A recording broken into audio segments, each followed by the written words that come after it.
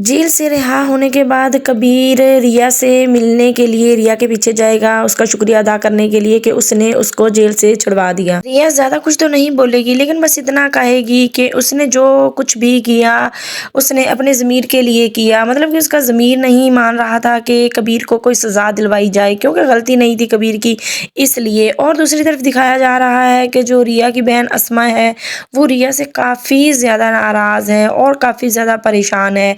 वो रिया से कह रही होती है कि तुम्हें क्या मिला कबीर को छुड़वा कर, अच्छा भला तो वो जेल में सड़ रहा था, इस तरह से हमारी दुश्मनी का बदला भी पूरा हो जाता। लेकिन मेरी समझ से बाहर है कि तुम्हें क्या पड़ी थी जो उसके पीछे जाकर उसको जेल से रिहा करवा लाई।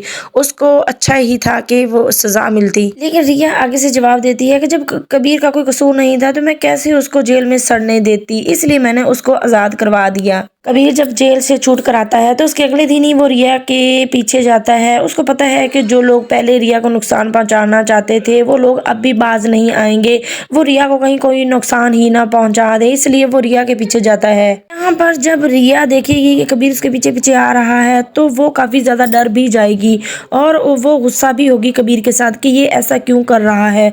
दूसरी तरफ दिखाया जाएगा कि जब रिया फेल भी हो जाएगी इस दौरान और रिया की बहन अस्मा उसकी मंगनी करवा देगी, क्योंकि उसने कहा था कि अगर तुम फेल हो गई तो मैं तुम्हारी शादी करवा दूंगी। तो अब बस उसकी मंगनी करवा देती है उसकी बहन। अब एक तरफ तो रिया फेल हो चुकी है और दूसरी तरफ उसकी मंगनी हो रही है।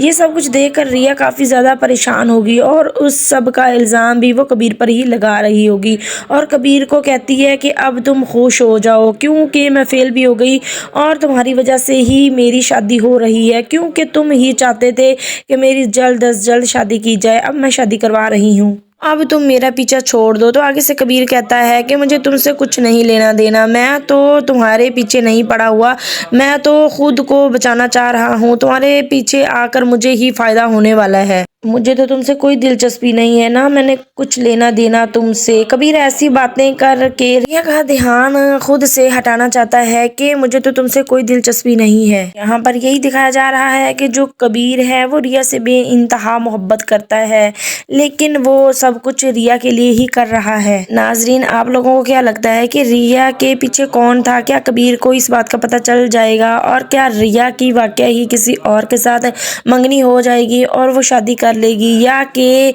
नहीं और कबीर की वो हो जाएगी? नेक्स्ट आने वाला एपिसोड काफ़ी ज़्यादा इंटरेस्टिंग होने वाला है। अगर मेरी वीडियो पसंद आई हो तो प्लीज़ मेरे चैनल को subscribe, like and comment share लाजमी कीजिएगा। शुक्रिया आप लोगों का।